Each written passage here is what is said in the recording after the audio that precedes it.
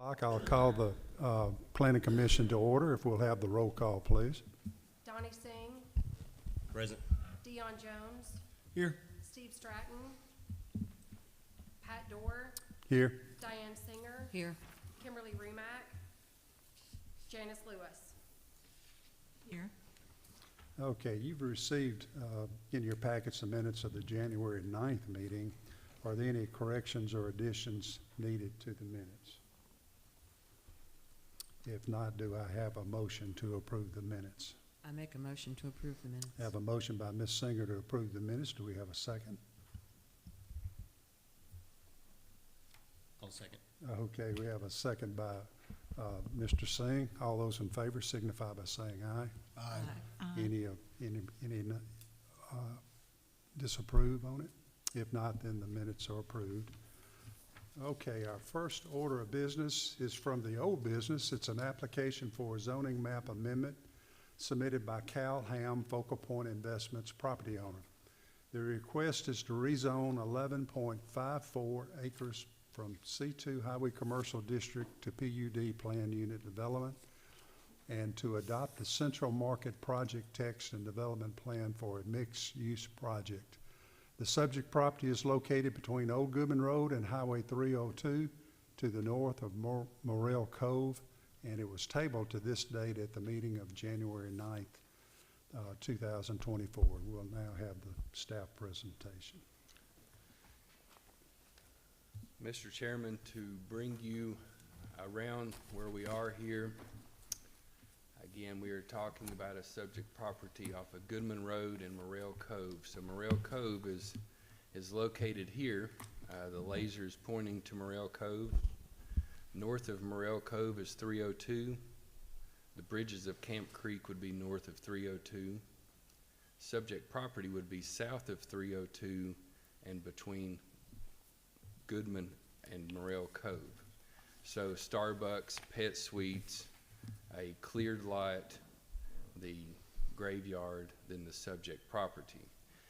The applicant intends to construct, as we had just heard, residential units over ground level commercial, with the other site designs intended to develop as the site is accommodating pedestrian needs.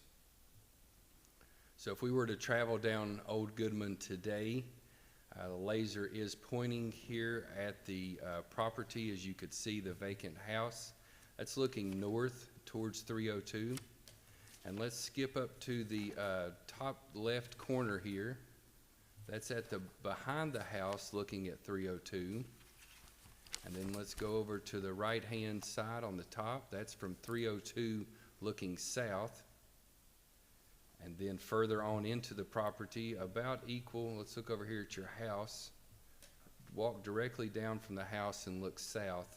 That's looking up the bank and on to Old Goodman.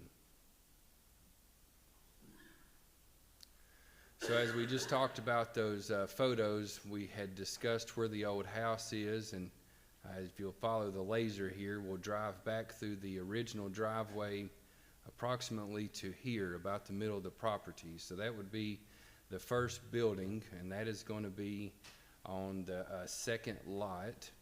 That will be the larger lot. This first building will have your commercial in the bottom, your residential on the top. So the south end of the property is here. These are your lots that for your out partial buildings. They're planned for 2 lots with a main drive down the center. So where we're at here with this center is, here's the original driveway going north, the vacant house. And then if you look just south of that, or just west of that vacant house, that puts you about in the middle of the property where their main drive will be accessed. Platting will be required. It's in accordance with the city standard procedures. A preliminary plat will need to be approved. Subsequent to the preliminary plat approval, civil plans for these streets, construction, utility infrastructure, stormwater facilities may be approved by the city engineers so work can commence. So the design intent, this would be the designs here in the background of our slide. These are the apartment buildings, mixed use buildings that the applicant wishes to propose. Again, these are residential over ground level commercial units.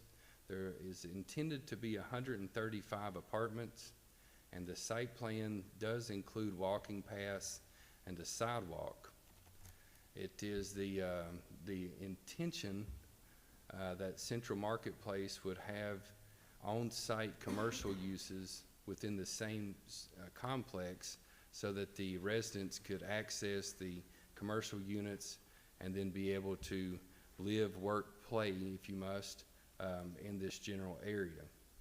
So the architectural of the buildings and general site features such as landscaping need to be aesthetically extenuated considering the visibility from 302. Again, we had looked at the site there from 302 looking south.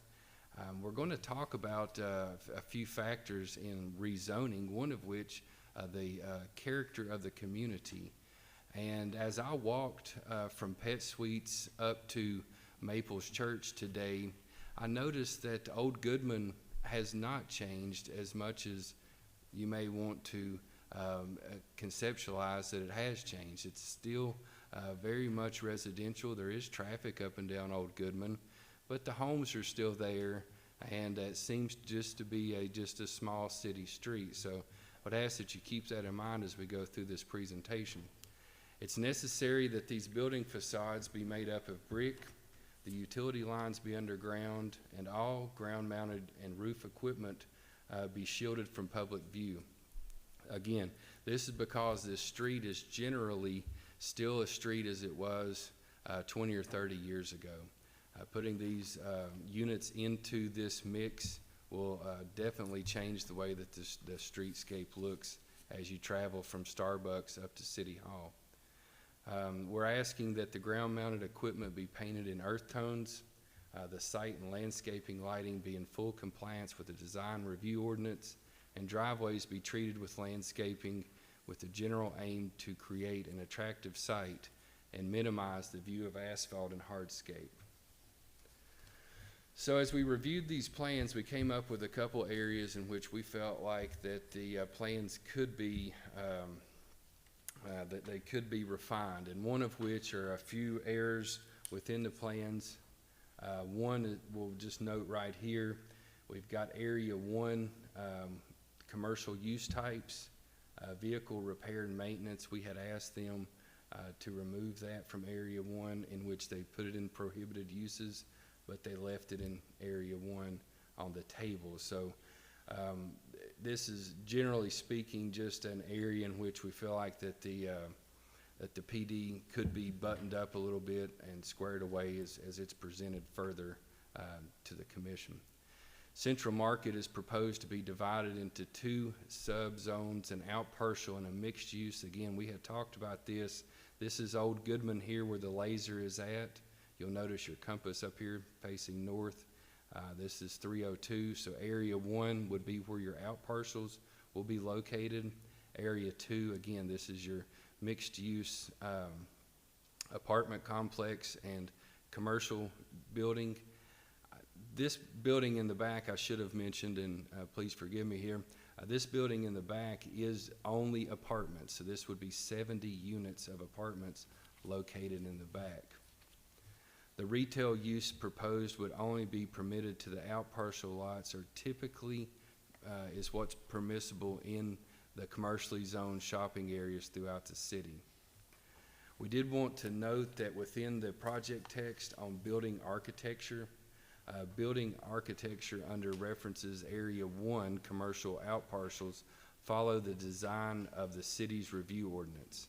So we would like it to be more specific, provide more language with respect to the architectural character used in Area 1 to ensure it's compliant with that of the mixed-use buildings within Area 2.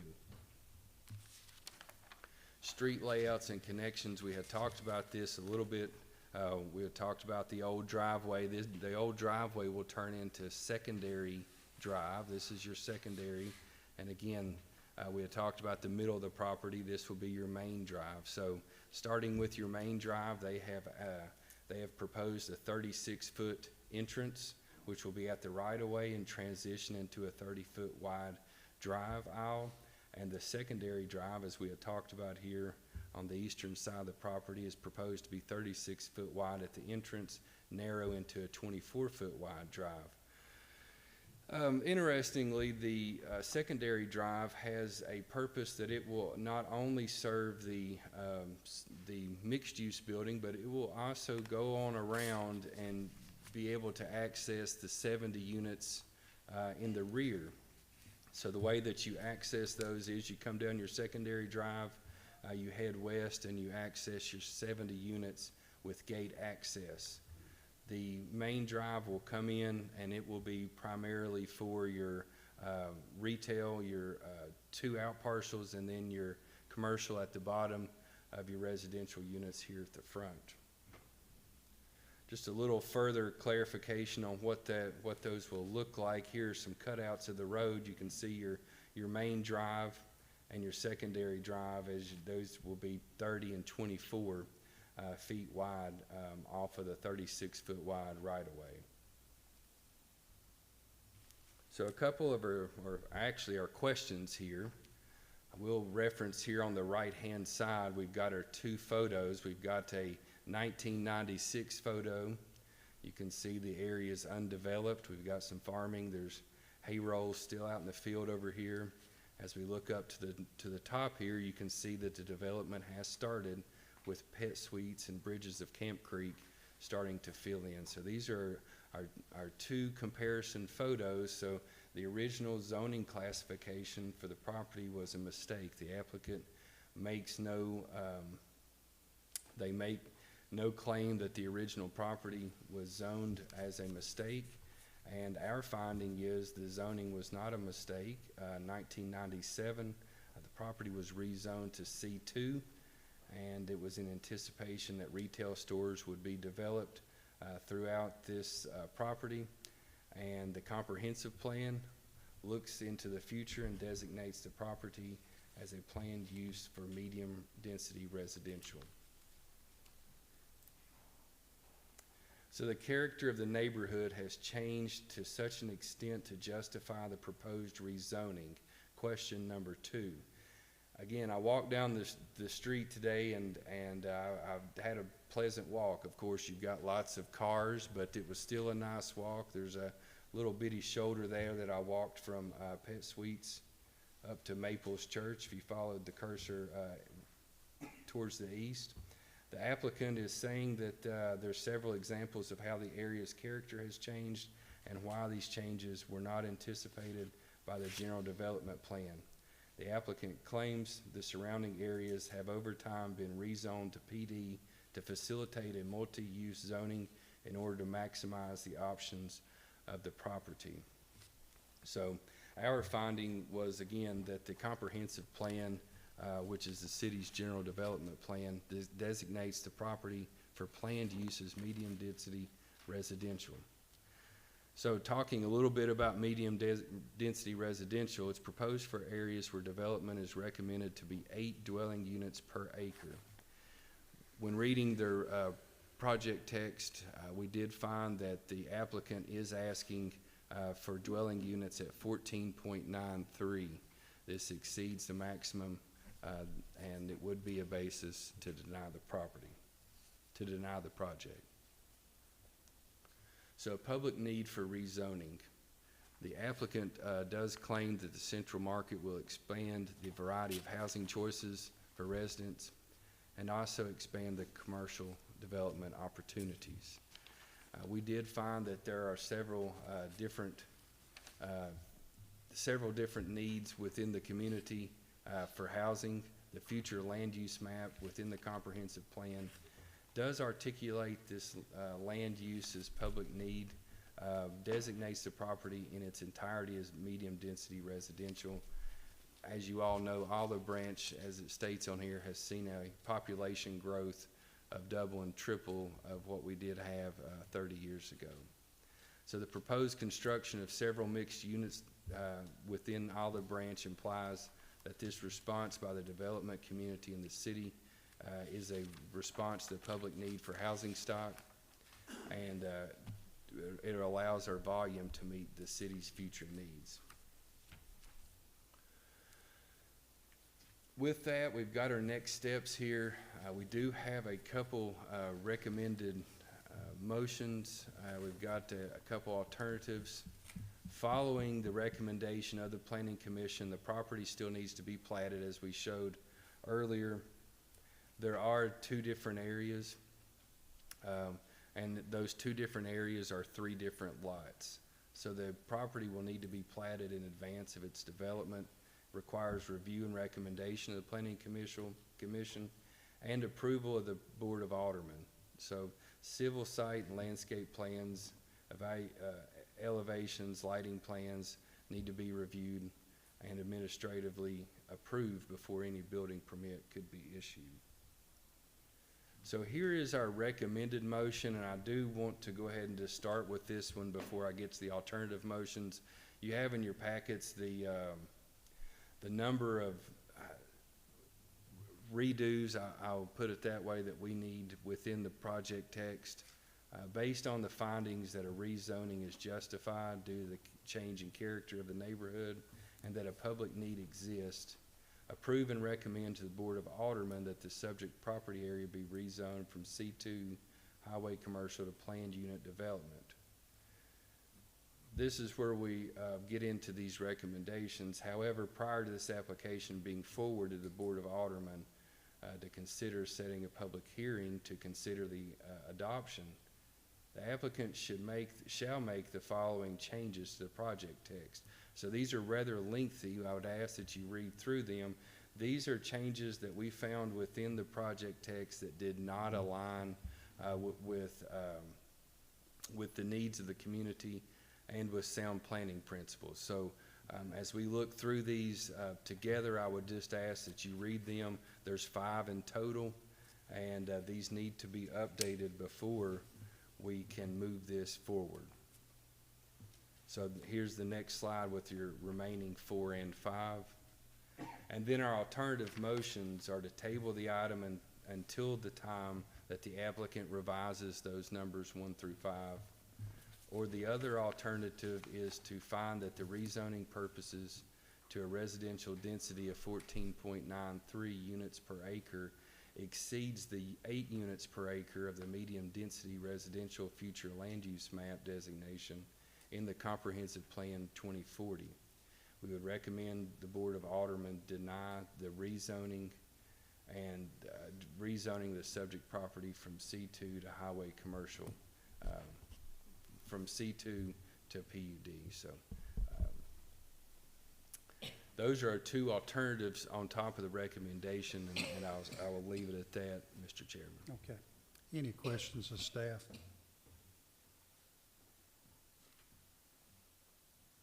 If there are no questions of staff, then we'll open the public hearing. Is there someone here that wishes to represent the application? If you'll please come forward. Kyle Ham, 8888 Mid-South Drive. First off, I just want to thank staff for their work on this application. They've been working with us very well. Want to state that we have no objections to any of the conditions listed by Jeremiah. We feel that they're pretty easy to correct, mostly just text changes. So we have no objections to those. Regarding a couple of things in the on the comments, one being architecture. The intent for the 2 out parcel lots are for any development in those lots to come forward to us for architectural approval prior to submitting to Olive Branch design review. So that kind of would go through us, and the design intent would be to match those residential mixed-use buildings. Second would be, there was a comment regarding the traffic study. We are working with a traffic engineer that did the traffic study for the RM development.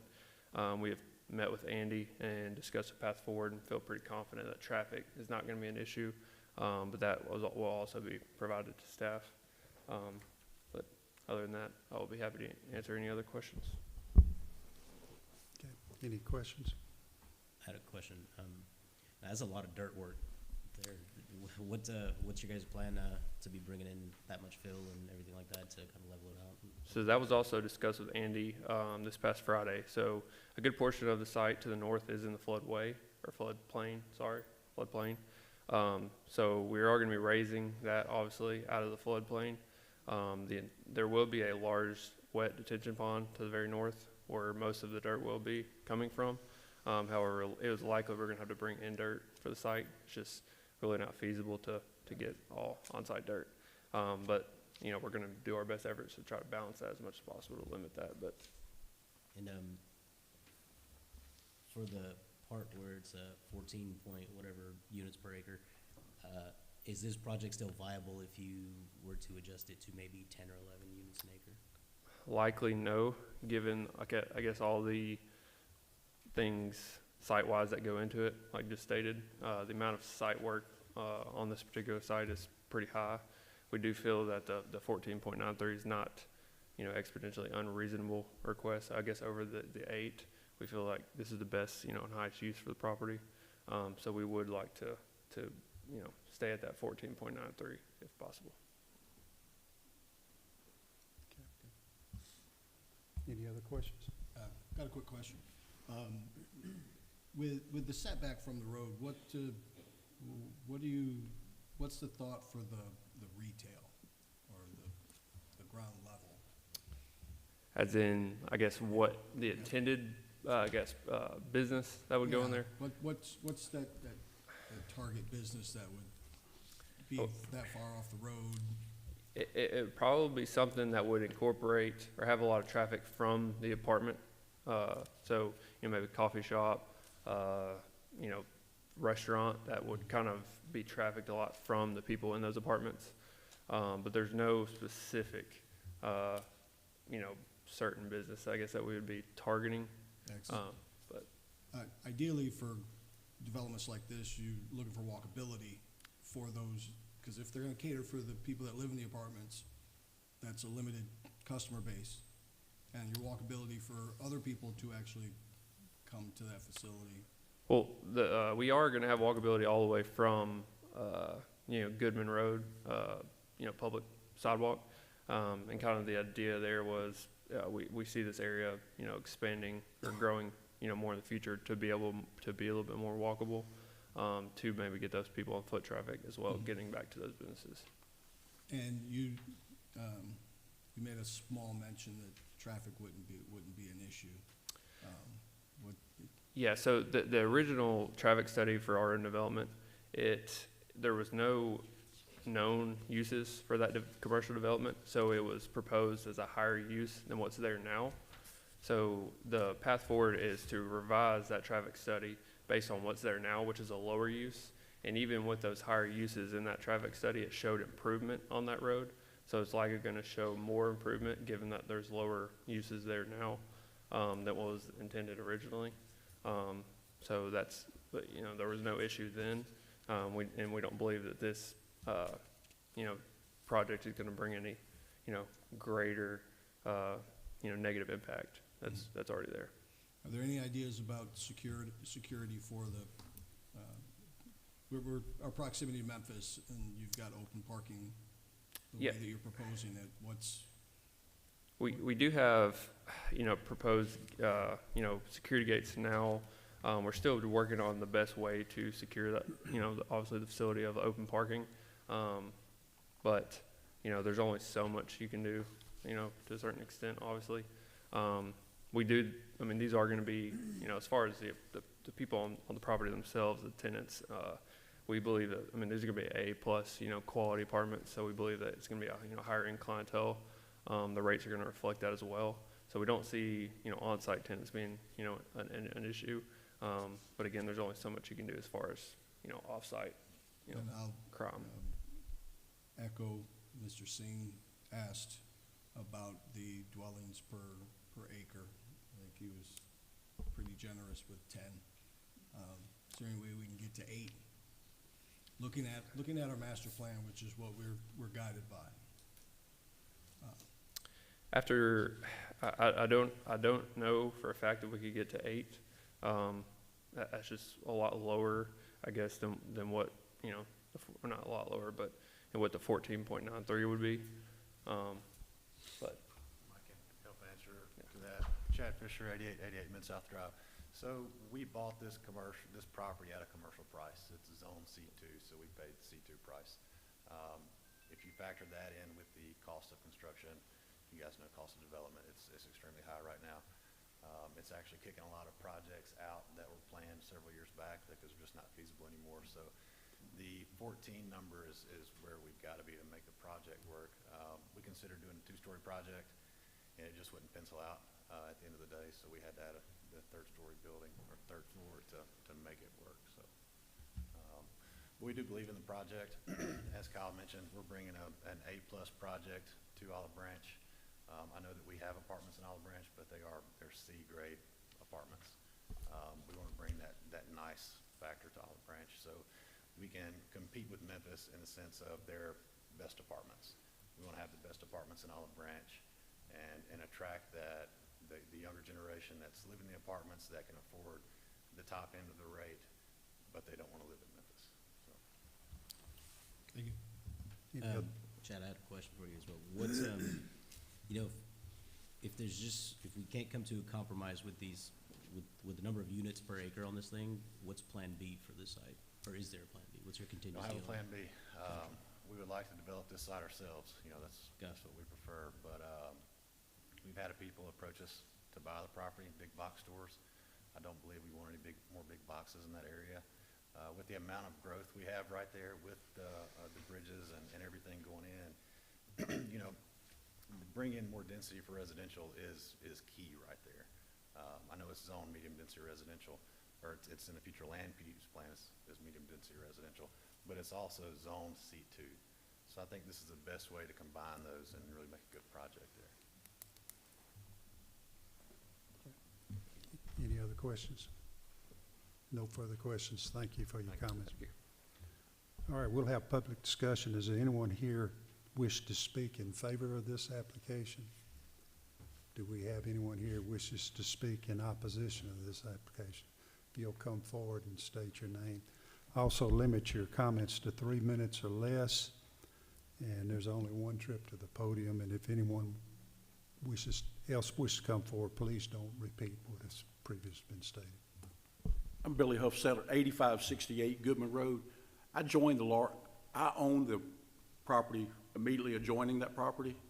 So I witness every day the traffic on Old Goodman as it is. When you put 135 apartments in there, potential for 250 more cars to flood out at one time, we can't handle it on Old Goodman. Our water system can't handle it. All the infrastructure can't handle it in that area. The city would have to spend a lot of money to upgrade immediately for him to develop. I don't want apartments in my back door. When my parents came here in 1960, all their friends came from Memphis. They all bought all that property up and down Goodman Road together. We've seen it slowly go. These gentlemen put contracts on all our property and then backed out because they didn't have the funding. And now they're asking to just develop one property. I ask that it not be apartments. Thank you. Thank you for your comments. Anyone else wish to come forward and speak? Mr. Chair, Yes. just so that there's a letter that was submitted as well at the back of the package. Okay. And we do have a, let me see that letter. Yeah, we do have a letter submitted by Bob and Marilyn Simmons. And, of course, they're stating they do not support the rezoning of the property, so we'll just make sure that's in public record. Anyone else wish to come forward? If not, then the public discussion is closed. Is there any further input from staff?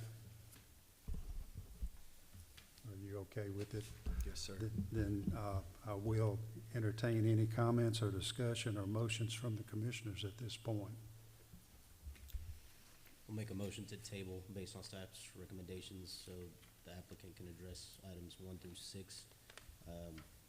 I would also highly suggest to applicant to maybe take another look at that units per acre number, and if there is a compromise there, I feel you know, we could reach that. But, yeah, addressing staff comments 1 through 6, tightening up the PUD text and all that stuff, and just making those adjustments there and then resubmitting it. So. Okay.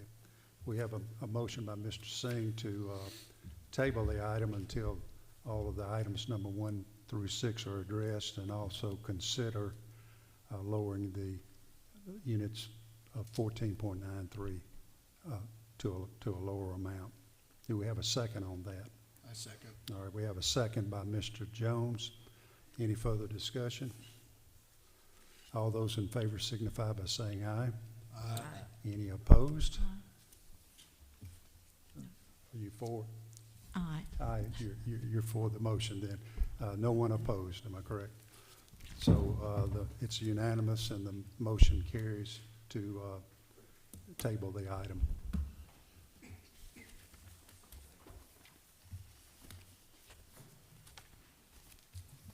Okay, under new business, we have an application for a final plat for Patterson subdivision submitted by Nick Croonin, Civil Inc., on behalf of Jamie Patterson, property owner. The request is to divide 17.6 plus or minus acres into 2 residential lots. The subject property is on AR Agricultural Residential District and is located on the west side of Bridgeforth Road, just over 0.5 miles south of Pleasant Hill Road. Staff presentation. Thank you, Mr. Chairman. As you can see here, here's an aerial view of the property with Bridgeforth Road to the east, and Pleasant Hill is kind of beyond the photo here to the northwest.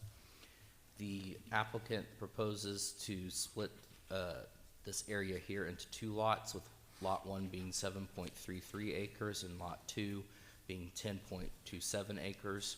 You can kind of see here, and I'll discuss this later in my report, but this line going through the middle of lot 2 and on the bottom of lot 2 is part of an existing power line network, and the plat shows an easement for this network. So I just wanted to make y'all aware of that's what that line was. Here we have the plat. In terms of criteria for the first one being zoning and lots, again, it's 17.6 acres. It's within the AR Agricultural Residential District, and based on the zoning and lot regulations for the AR district, this plat meets those regulations. For transportation purposes, both lots will be serviced or have frontage along Bridgeforth Road, which is a public street, and since we are in the AR zoning district, sidewalks will not be required along that frontage. In terms of utilities, water and gas are readily available. There, like I stated earlier, there is an existing 75-foot wide power line easement that is shown throughout diagonal on lot 2 and at the bottom of lot 2. The city engineer has verified that the city plans to extend sewer along Bridgeforth Road to service existing residents, but the sewer line design has not been finalized and might extend to the proposed lots, and therefore the lots may have to use subsurface sewage disposal if developed prior to the extension of those public sewer lines to the property. And if needed, it shall be the responsibility of the developer to extend all utilities to service any development on the site. In terms of a bond, there are no construction of new streets or utilities, and that the property owner that may be dedicated to the public that are required. There are no variants or deviations requested by the applicant, and staff agrees that there are none that are needed, as well as waivers. There are no waivers that are applicable to this final plat. Staff's recommendation is to approve the final plat for the Patterson subdivision, subject to the following 6 conditions.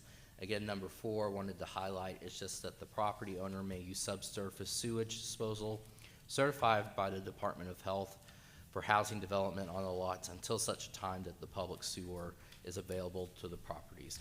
And that concludes my staff presentation. Happy to answer any questions. Any questions of staff? Any questions of staff? All right, no questions. Anyone here wish to represent the application tonight?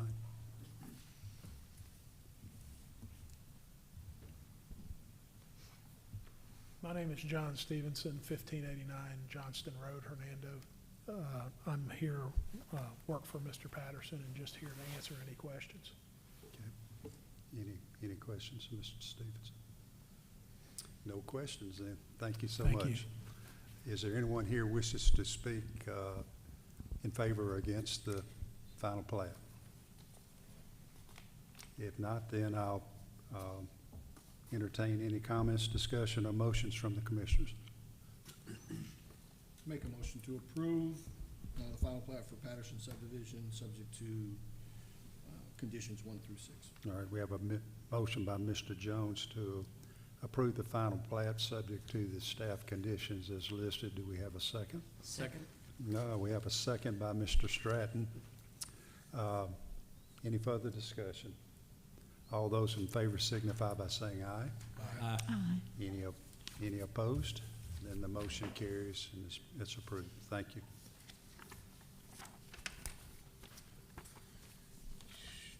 Item number 2 under new business is an application to repeal the project text for Kruger Service Center and adopt the Delta Regional Foundation Center project text submitted by Bob Farley and Delta Regional Foundation on behalf of Nancy Job Stampley, property owner.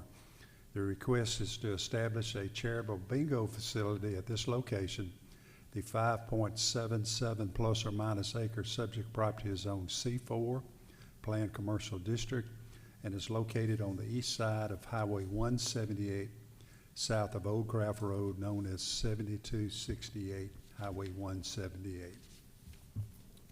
Mr. Chairman, I'll do the staff presentation from this end. of Okay, the that would be fine. dais. You can see our subject property. We're on the northeast side of Old Highway 178. It's right between the intersections of 178 with New Craft Road and Old Craft Road. It's highlighted there in yellow, and again, it's 5.77 acres. And the intent of the application is to establish a new site for jackpot bingo, and if Brad hits the advance button, you'll see a star appear. That's the current location of the jackpot bingo. It's right on the southern quadrant of the interchange of I-78 and New Craft Road. And this just shows you a close-up of the 5.77 acres. You can see kind of to the north there's an old city water tower site, and you can see the shadow of it right on the north side of the property. That's, I guess, one of the landmark features. If you drive up Old Highway 178, you'll see the water tower. There's some businesses in the surrounding properties. Some were in places that were converted homes. But if you advance to the next slide, you'll see that the current existing project text and preliminary development plan is for the Kruger Service Center, and this is something that the board approved late in 2021. It was approved by the Board of Aldermen on 1/4/2022, about 2 years ago. And the plan that you see on the left, again, this is the current plan. It has 7 buildings ranging in size from about 4,200 to 4,800 square feet. And the uses that are listed in that project text are all for light industrial.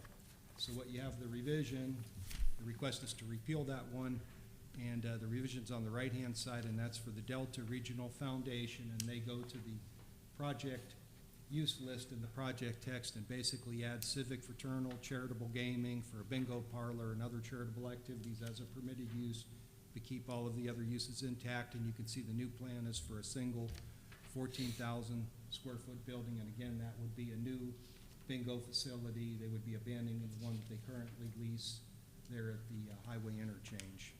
So if we move forward, we have 4 criteria to evaluate this. In the lower left-hand corner, you can see the proposed schematic for the new building.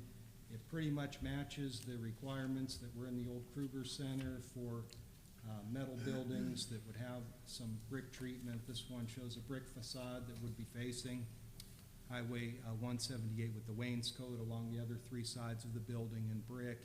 And again, that matches pretty much what was approved already in the Kruger Service Center. The main difference is here we have 1 building versus the 7 that were in the original master plan. We have all of the same bulk regulations as the original project text in terms of setbacks and the maximum lot coverage. As far as traffic conditions, we're on Old Highway 178, so a permit from MDOT would be required, and they would also look at whether or not a turn lane, XL or decel would be required when that permit was submitted to them. Parking standards are the same as what were in the old Kruger Center project text. We do have central water and sewer utilities available, also gas. There's no type of hazard that we believe would be to the public health, safety, and welfare for making this change. Any future plans for the building would be reviewed by staff, and because the building would be over 10,000 square feet in size, it would require a fire suppression system. It would be reviewed by our fire inspectors. And go to the next slide. We just show the recommended motion, which is upon finding that the proposal would meet the requirements of the zoning ordinance with respect to what we require in C4, that you would repeal the Kruger project text and development plan and replace it with the one for the Delta Regional Foundation Center. That concludes the staff presentation. I'd be happy to answer any questions. Okay, any questions of staff? Got a question. The existing location, was that under, and I didn't look at, is that under a PD or anything? Well, it was originally rezoned C4 a number of years ago with no project text, and about 2 years ago, you all approved that plan for the Kruger Service Center. I know, I'm talking about where the current bingo is. Oh, where the current bingo, that dates back a number of years, and they moved, they used to be in the building, the old foundry building on 178 and, is it Sandage Road? And then they moved from that facility, that was probably seven years ago, to the current location. They've been leasing that building. Now, are there any plans for that future building? I don't think that there are, but I think that they're, and Joe Lang's here representing the Bingo Foundation, but he could tell you that I think they're paying a substantial amount in a lease payment, and it probably makes more financial sense for them to move to this new location. Okay, that's all I have. Any other questions? No further questions, then we'll have the public hearing. Is someone here to represent the application? If you'll come forward, please.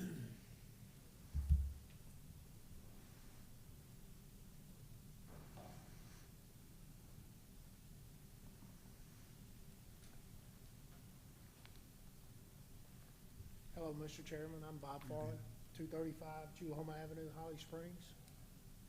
Joe Lane, 2765 Moonlight Shadow Drive in Olive Branch. Okay. Any comments you wish to add to it? Any questions? I got a question. Are you guys okay with taking the brick all the way up on all sides of the building instead of just having the wainscot on the sides? Would you repeat your question, sir? Yeah, the brick that's showing on your guys' rendering here, I see it's bricked all the way up to the top on the front rendering, but on the sides and the back, it's not. It's just a wainscot. Would you guys be okay if you just brick the whole thing all the way around instead of just the front?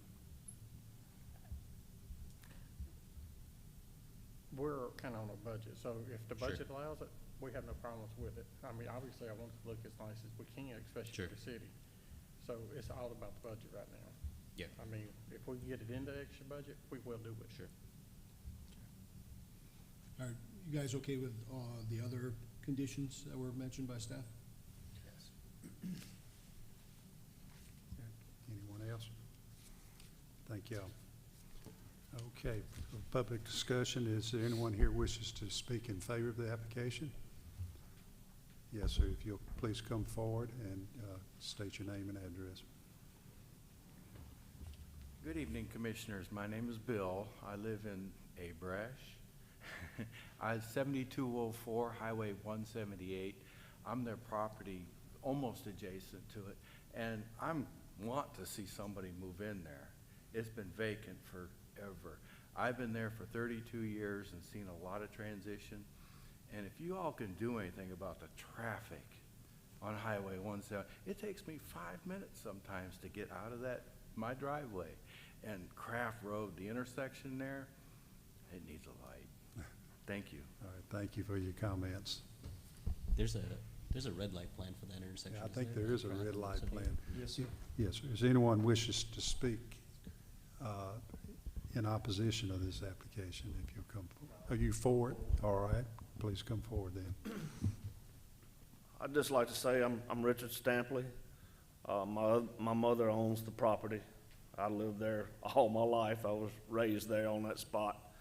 But if y'all have any other questions about the land itself, I'd be glad to answer, or anything. We do have a plat. It's completed. I just have to get it signed and notarized. I received them today, so I have a final plat. I think we've done everything we're supposed to do.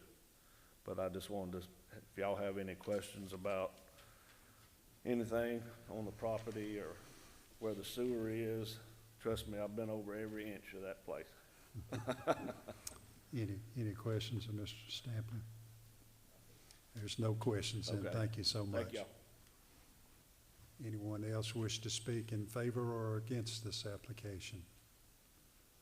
If not, then public discussion is closed. I will just now entertain any comments, discussion, or motions from the commissioners.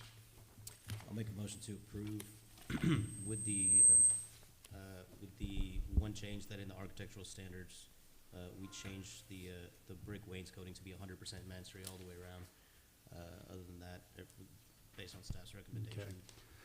We have a motion by Mr. Singh to approve the application, subject to the staff conditions, and also that the exterior be bricked entirely rather than partially. Do we have a second to that? I'll second. All right, we have a second by Ms. Singer. Any further discussion? All those in favor signify by saying aye. Aye. Any opposed? And the motion carries, and the application is approved. Thank you all so much.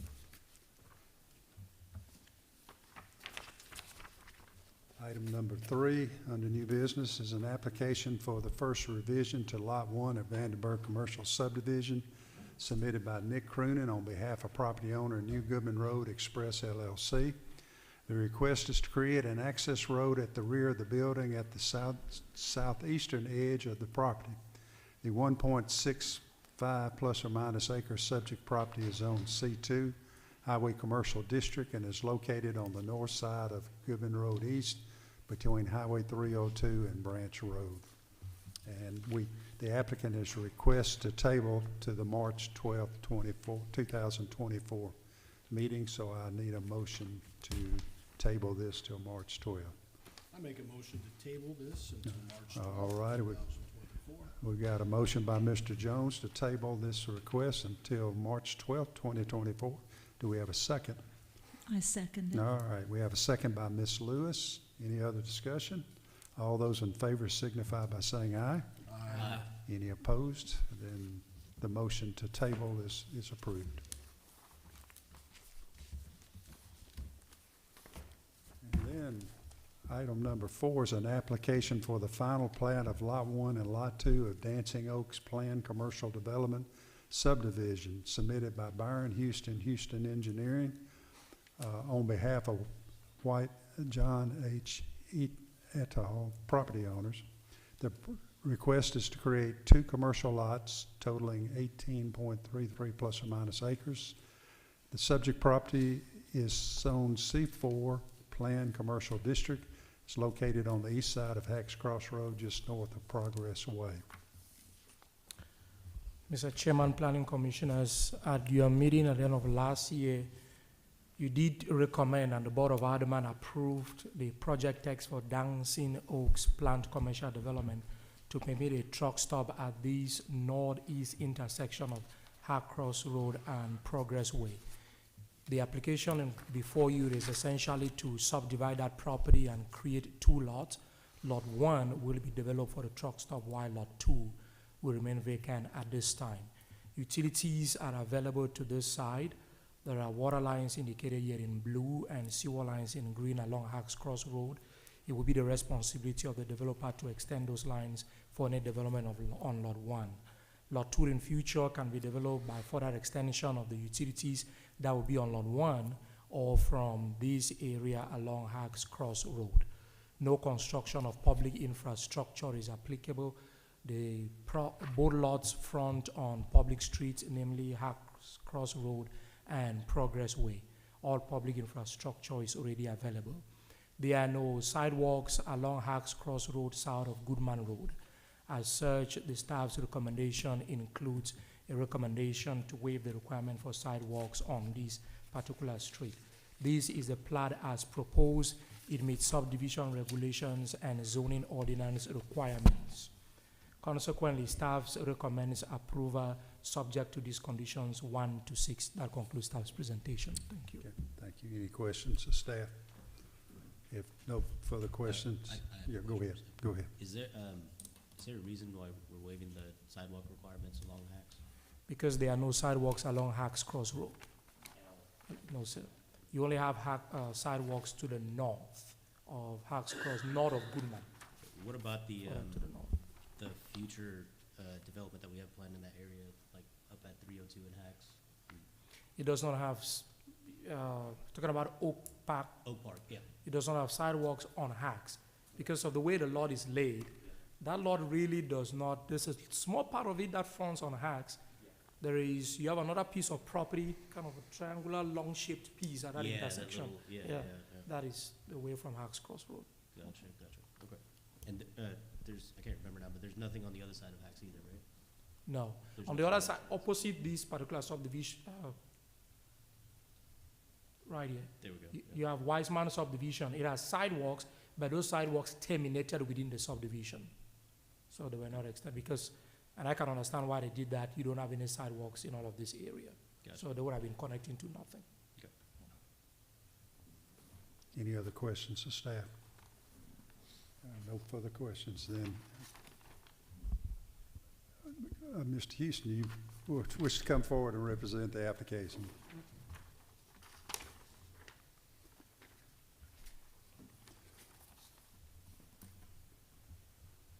Byron Houston, Houston Engineering, P.O. Box 3087, Oxford, Mississippi 38655. Looks like I left the pitchforks out. It's a lot quieter tonight. We have an easy one baby tonight.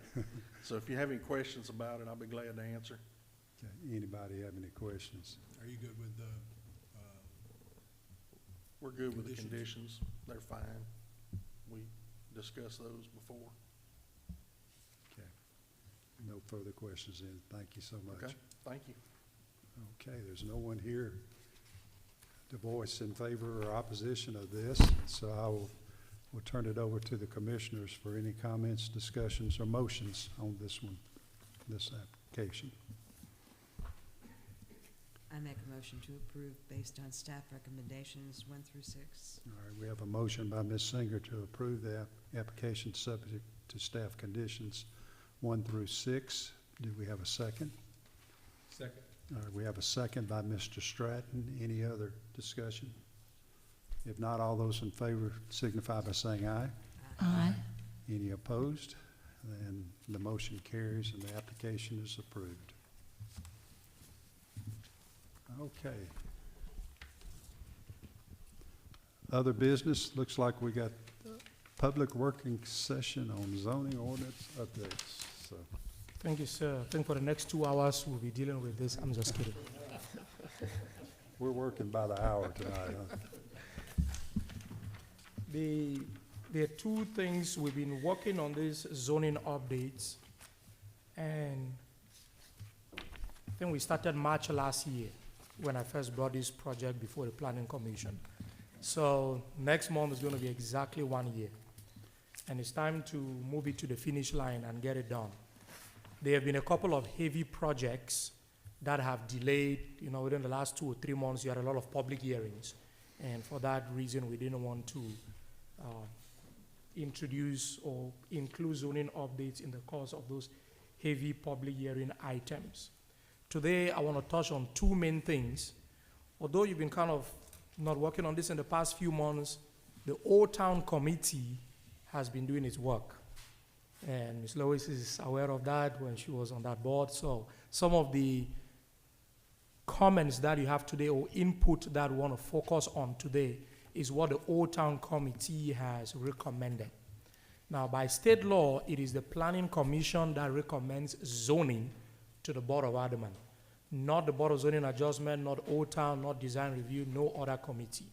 So whatever recommendations I may receive from this other committee, we still have to bring them to the planning commission, because ultimately it will be your recommendation to the Board of Aldermen that matters. That's the first thing will be substantive, to look at those recommendations that has come from Old Town, focusing today on the uses, the use table. And then the second element that I want to touch on will be procedural, in terms of process, how we're going to get this to the finish line. So on page 55, from what the packet that I did send to you, I indicated that they highlighted in yellow the changes that the Old Town Committee recommended. The first has to do with greenhouses and nurseries. In the last submission, that was a prohibited use in Old Town. The Old Town Committee recommended that it be made a conditional use permit, a conditional use in that particular district, on the basis that it seems in the past, there have been greenhouses in Old Town before. And just to make sure that any that is introduced would be, it will not look junky, will be aesthetically pleasing, it is important that it goes through a conditional use review by the Board of Zoning Adjustment. So that was the reasoning by the Old Town Committee. I don't know if the board has any comments on that. Good? All right. I maintain that. Thank you. On page 57, at the bottom of the page, dry cleaning was initially treated as a use together with laundry services like laundromats and all of that. And the Old Town Committee felt like the impact of these two uses are really kind of different. And I think there is a dry cleaning service in Old Town which functions quite different from the way laundromats usually work. And so they did recommend that it be included, separated as a use from laundry services, permitted as a conditional use in the office district, and then as a permitted use by right in all the other commercial districts, which will include Old Town. So that is a recommendation we have. So when you say dry cleaning, is that just pick up and drop off locations, or is it like a dry cleaning processing plant as well? Really just pick up and drop off. I think there's one on 305 already right now. Yeah. Yeah, do we have it separated in the box for a dry cleaning processing facility, or like a dry cleaning drop-off? Yes, by creating two different land uses in the text, in the table itself. So you have dry cleaning on that 57, and then you have laundry service on page 58. I think that's 1, 2, 3, 4, 5. Okay. The field one on the line. So by separating them, they will get to treat them differently. Gotcha. Okay. Is there any way that we could specify dry cleaning pickup and drop-off location? We can include that in the definition. Yeah. And specify in the definition that is really pick up and drop off. Yeah. Okay. Perfect. Okay. And Hassan, may I Yes, make ma'am. a note too, that we do have a laundromat already in Old Town on 178, but it would probably be grandfathered in, is that right? Yes, ma'am. Okay.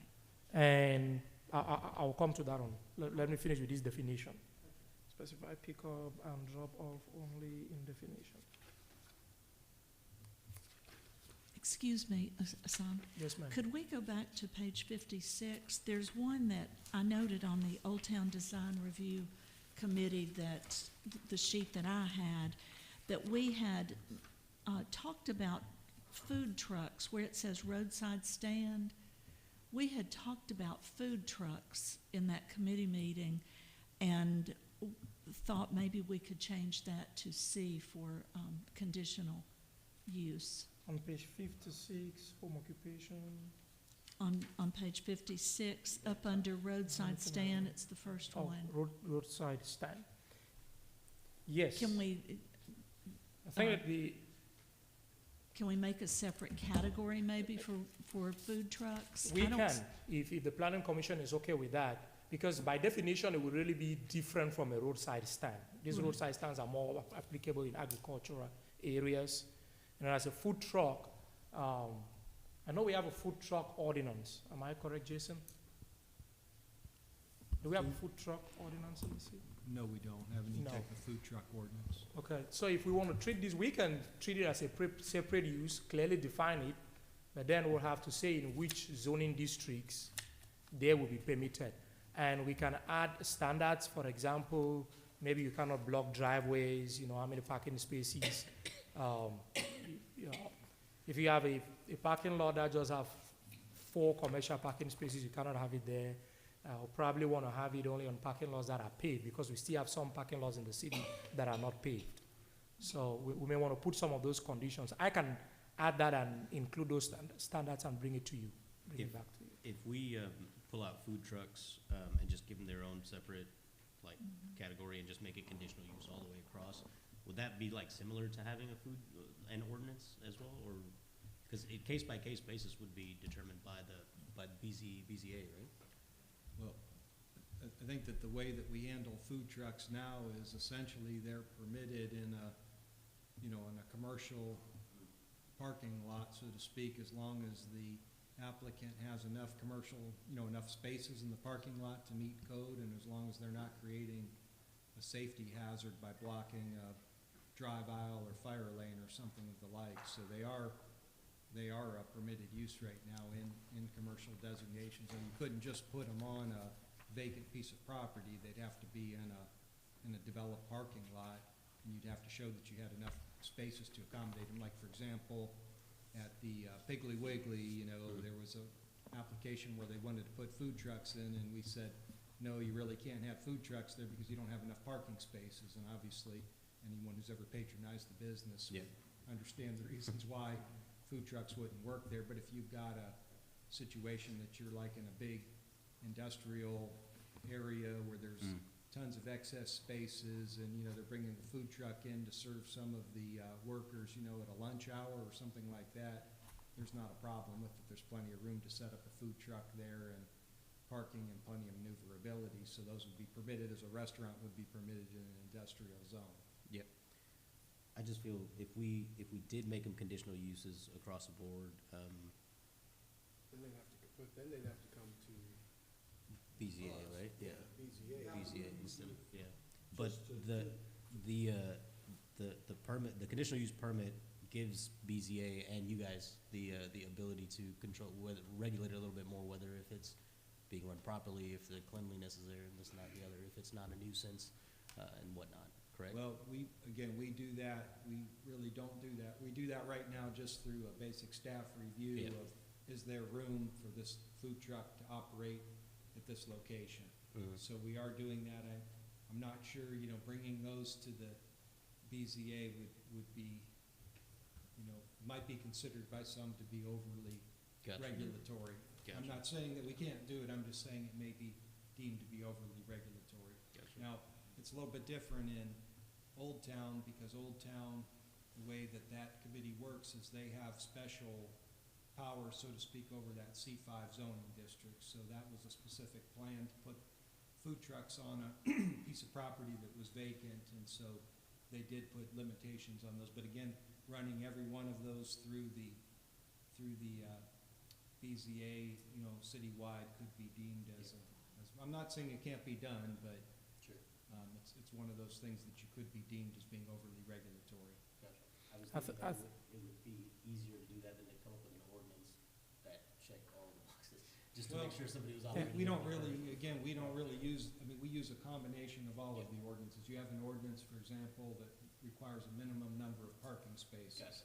So we apply that and we say, okay, if you're not meeting that, or you've got, and it's kind of just a common sense type of thing too, is this a reasonable place to put a food truck? And you'll find that most of the large, multi-use centers would have, where they have brick and mortar, they would have restrictions that they would not allow, for the benefit of their tenants, they would not allow a food truck to come and park in their parking lot. I think one of the ways that we can do this is we can add food truck as a separate land use, and then in the zoning code we can codify those standards. So there is clear expectation, everybody knows exactly what, you must have minimum number of parking spaces have to be there, you cannot block this. Basically those things we're already doing now. We can just spare them out, including the requirement for permission of the property owner. Like Jason is saying, if you have brick and mortar restaurants, you don't want to chase those restaurants out of town. That would be a big loss for the city. So we can have all those elements codified. And We then have in the that Old a Town, We do, and we do have a form right now that if somebody comes in and says, hey, I want to operate the mobile, I want to have a food vending truck, we have a form that they check all of those boxes and give it to us to review. So we have a form that we take in all of the ordinance that he's mentioning that are already all codified already.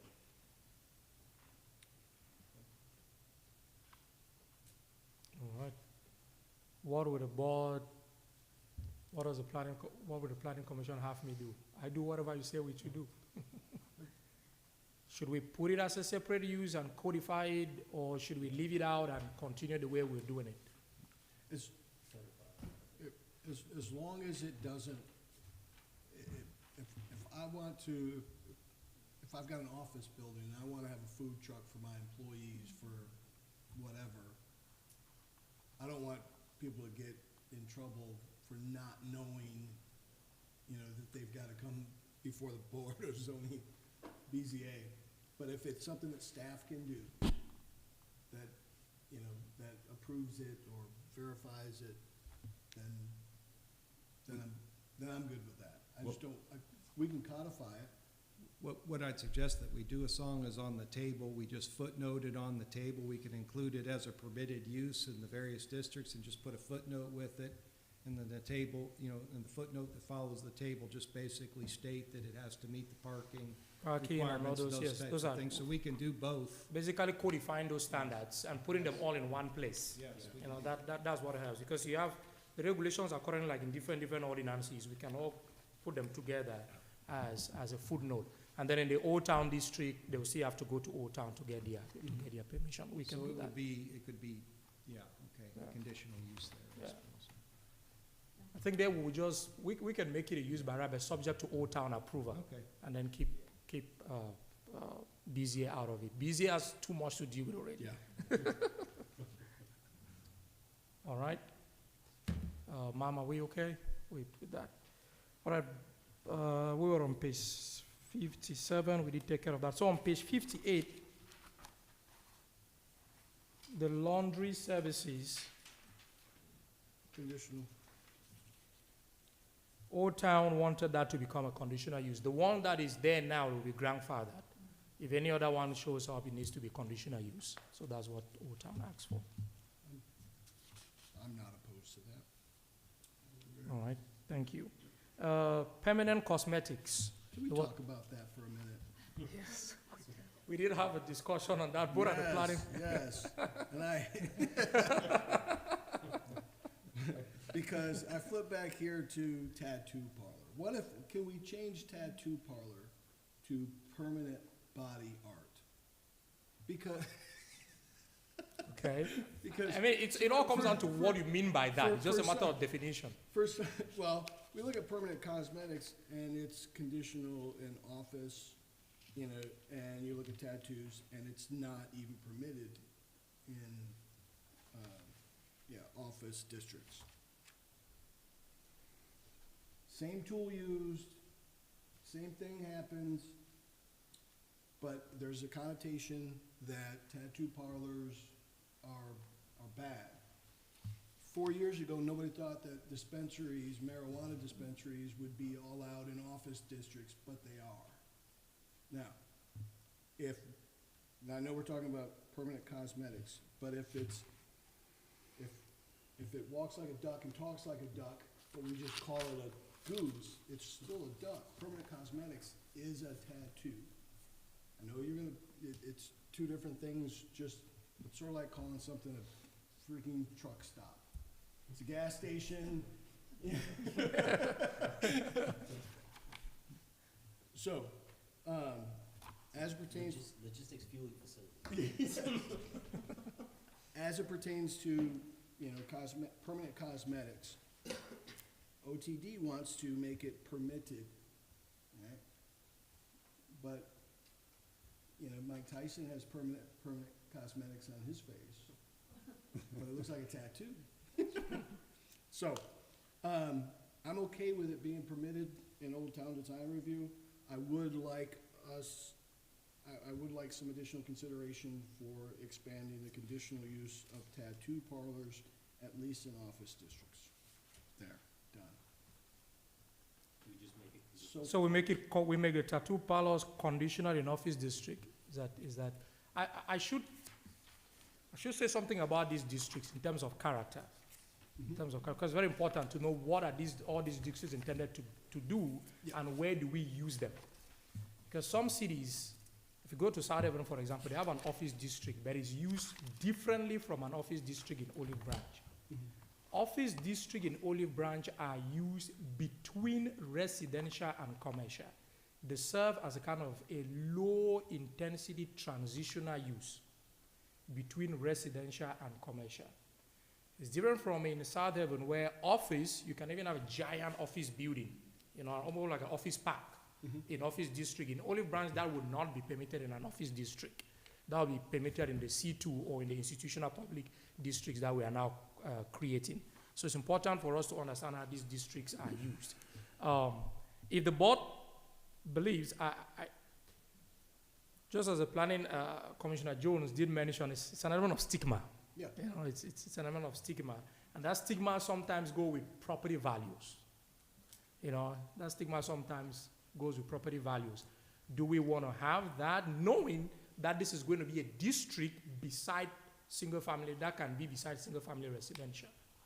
And considering the stigma and possible influence on property values, do we want to have it there or not? This is just a subject of debate. Right, and that's why I compared it to the cannabis dispensary. Cannabis dispensary is a permitted use. In the office, yes, it is. And there is, it's not the vape shop, I got that. But it is, nobody would have thought about cannabis being offered in an office district 3 years ago, 4 years ago. It is. And like I said, I'm just gonna offer it up as a conditional use. And Can we just make them both conditional, tattoo parlors and permanent cosmetic with conditional use all the way across? So that way there's no, discrimination between the two. I accept some stereotypes. So I think the proposal from Planning Commissioner Jones is to make that a conditional use for tattoo parlors, to make that a conditional use in the office district. Am I correct? Yeah, I'm not gonna go to neighborhood commercial. Okay. Is any discussion on that? I've put it as conditional. Are we okay with that? All right. Thank you. Bar, taverns, and lounges. The Old Town wanted that to be a permitted use, especially because you have now the recreational district, kind of sub-district that has been created within Old Town that permits all that kind of outdoor drinking and fun life. So they wanted that to be.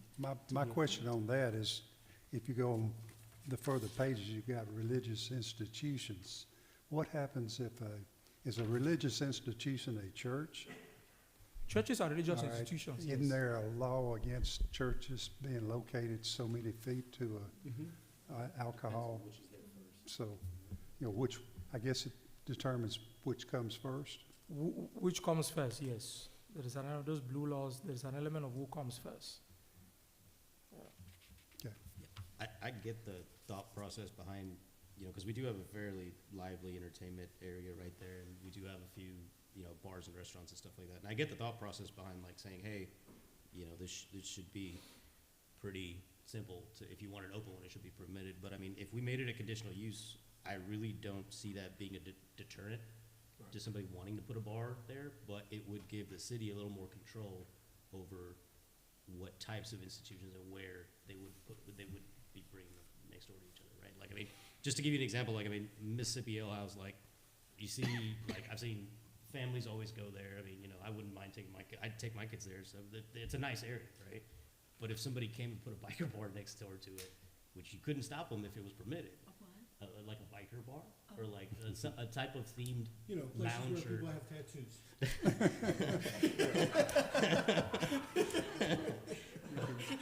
or just permanent cosmetic.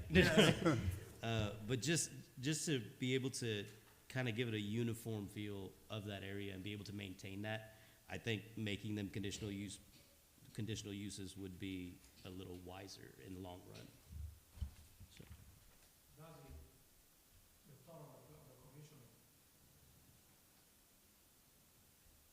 rather see a conditional use on something like that rather than permitted. And then, but then on tattoo parlor for Old Town Design, Old Town District, not permitted. Yes. As it, just keep it as it is. So, if I follow, the planning commission of Donald saying, you want us to change that permitted for bar, tavern, and lounge, you want us to change it from permitted to conditional to full time. Yes, I'm okay with that too. I don't know what they have to say. Page 67, is anything from the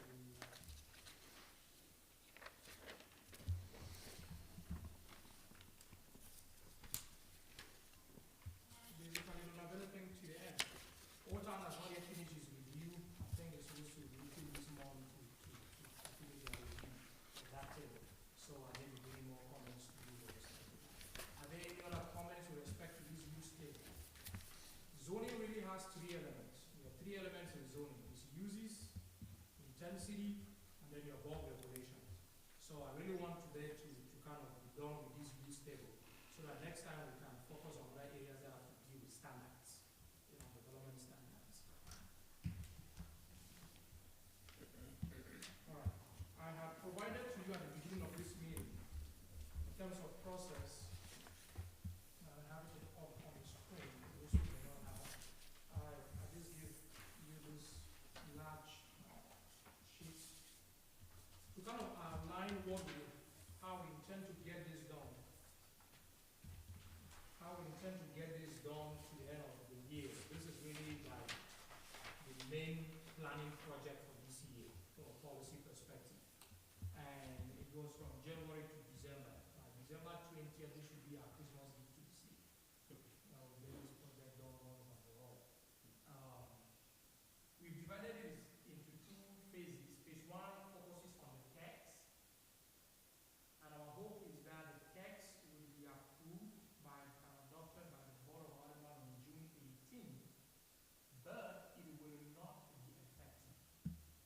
It will only become effective when we actually update or revise the map itself to reflect the new zoning districts that we are creating. And that revision of the map itself will take place in phase two. So that is zoning designation of properties. And that designation, hopefully the Board of Aldermen gets that adopted December 20th. So back to phase one. The numbers you have in those cells, those are dates. For example, today is February 13th, Planning Commission Public Working Session on Text. That's what we just did. So that is February 13th. So we click on that. Next month, March 12th, there will also be another working session on the Planning Commission. So that's how that table is interpreted. The Board of Aldermen has there are three aldermen who have their own working group on this. Alderman George Collins, Gil Earhart, and Alderman Al Hamilton. And usually what I do is after these meetings, I take any changes that you have made, I take it to them, have their own input, make their argument, and say this was your thought process. If they think otherwise, then I bring their own alternative thoughts back to you to make sure that we don't have a solution where at the end, your thoughts are totally different from how the Board of Aldermen thinks. This is not going to be approved if we have that kind of a situation. So they are scheduled to meet on the 21st, 22nd, or 23rd. They're still deciding when they meet to look at all the changes that have been decided so far. We intend to have an introductory presentation to the Board of Aldermen, the entire board. The day the mayor is still working with the board to decide on what that day is going to be. We propose to have two presentations then. These changes are significant. The city has not had zoning updates at this scale since 1970s, I think. So we don't want to have the board, the other four members of the board, surprised by something of this scale in December or in June. We want to make sure that everybody gets an idea of why are we doing this, what we are actually doing to achieve all the objectives. We want to have two opportunities to present that to them. And then, in April,